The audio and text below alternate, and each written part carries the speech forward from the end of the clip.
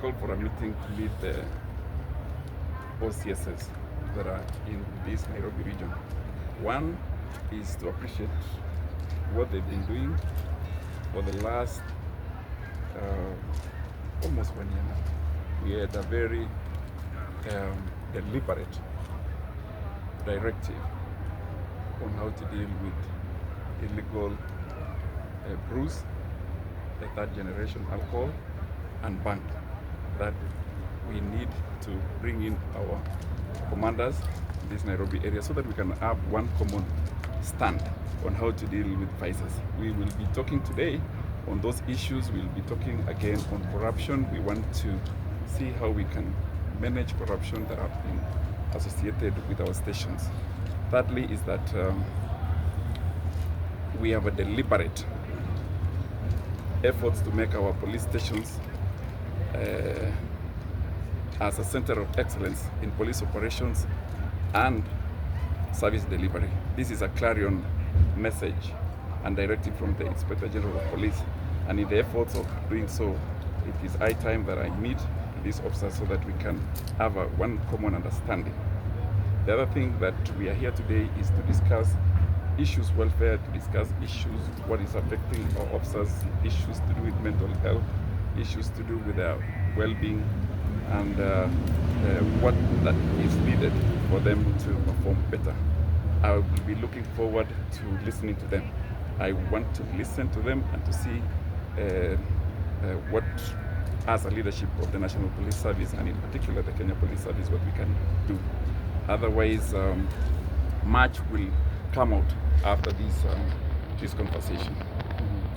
So basically, when you're talking about ensuring that our country has law and order, this meeting is also coming at a time when in the last 1 year we have seen an upsurge in criminal groups, rooms being used by different people, including politicians, to attack other people's meetings. I would like you to comment about that, maybe if we have success, if there's any success, or if there's any plan that you intend to use to ensure that that is stopped.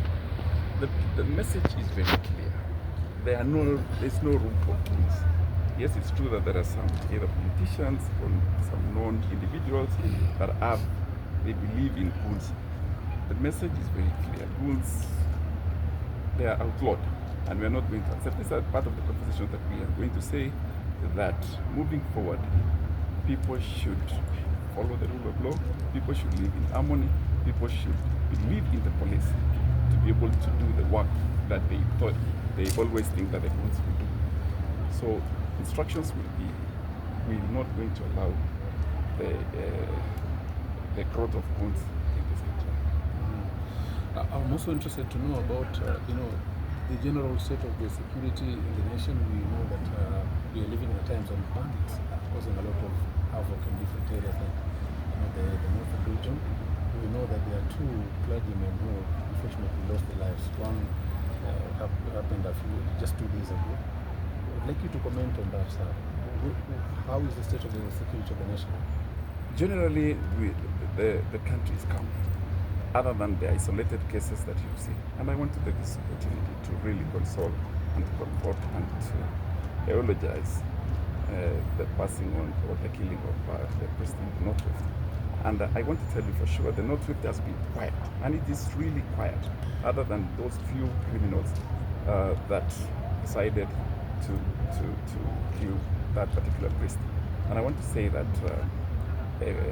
massive efforts are in place right now to look for these very few criminals that are disturbing the peaceful ecosystem in the North Rift. And in the fullness of time, we are going to catch up with them and face the full law. Allow me to take you back a bit to Nairobi situation. We talked about this OCS is ensuring that there's no banging, no drugs around. Do we have arrests, if any, up to now? Yes. If you've checked lately, in fact, on a daily basis, we have successes in fight against illegal brew. Yesterday, we had several liters of illegal brew confiscated.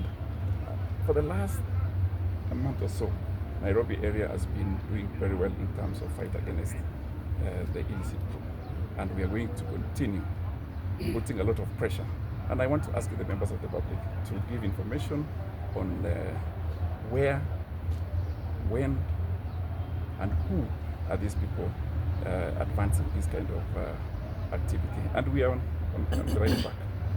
Do you have any specific areas in the city that we have these cases coming up? We are consolidating quite a number of areas we've had areas in Kibera, areas in Kawangware, and most of these areas of the slum areas that we are seeing a lot of illegal posts being that.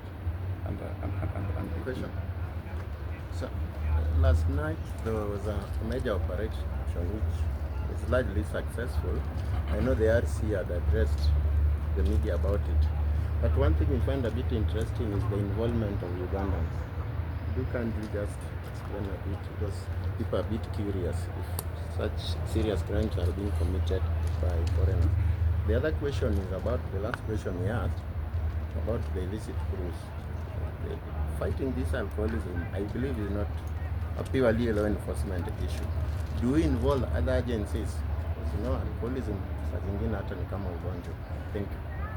Thank you very much. The issue of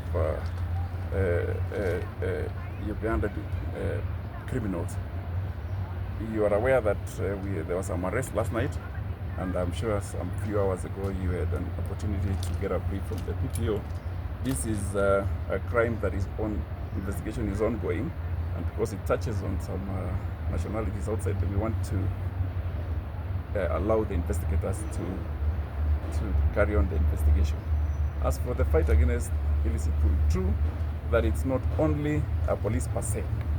This is a concerted effort by all the stakeholders, including the members of the public. And I've seen we have roped in a lot of the ngao.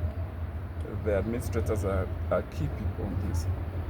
Everybody, religious, any other upright person who wants a society to live morally, wants our society to live okay, should come in and help us fight this crime. Allow me just to ask the last one about state of mental health of our officers. How serious or how good or bad is the situation right now? Yeah, true. Just as it cuts across everyone, the mental wellness is a really a critical issue within our service. We have issues to do with mental health, and as far as I am concerned, is that we are doing a lot of efforts. We are even partnering with other sectors that are coming in to help the police officers to deal with mental issues. And we, the beauty about this is that our cover can cover these issues of rehab.